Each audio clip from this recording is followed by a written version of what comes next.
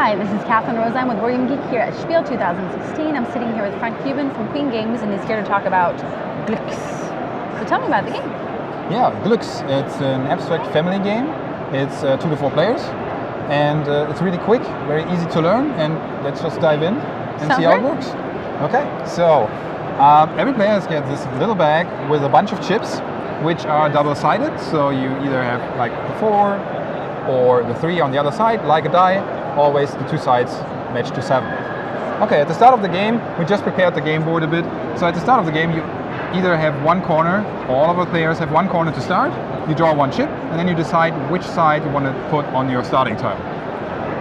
Other player's turn, when it comes back to you, you draw another tile from the back, and then you can start from every token that is lying on the board, that is yours, and count basically how many steps. So if I want to take this token, I do 1, 2, or 1, 2, so I can go horizontally or vertically, 1, 2, and then I can place the next token on whichever side I want. Aha! So I could place it over here. So the goal of the game is, you want to have in those white marked areas, these are the rooms, you want to have many chips with high points on it. So because at the end of the game we score points, depending on in which room, so every room gets scored, so every white area gets scored. Whoever has the most points added together on their chips.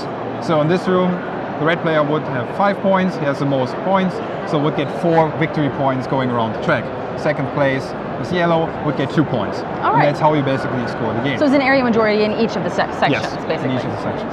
So there are some rules, of course, when you can build and how you can plant your chips. It's pretty easy, so you can choose any chip that is on the board, that is yours, count whatever the number on the chip says, and put your next chip on it. What you can't do is, let's say this one is a 5, and I want to go in this direction. I can't do it because it's 1, 2, and it's blocked. So I have to go the full amount of spaces, and I can only place my chip at the last space of the count. What the purple dude can do though is,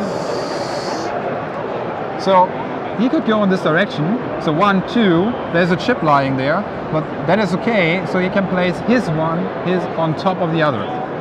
This is only allowed 1 time per chip, so if at one space there are lying 2 chips, the spot is saved.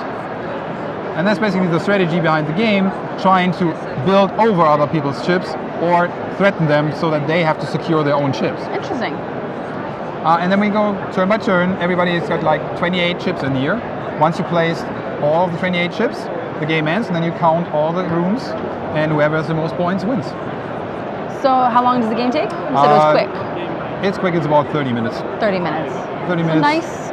It's 2 to 4 area players. control. Yeah. 2 to 4 players. 2 to 4 players. This is a board for 3 and 4 players. And on the flip side, you have a little smaller room, because otherwise with 2 players you just build alongside and never threaten each other. A nice little abstract family game. Yes.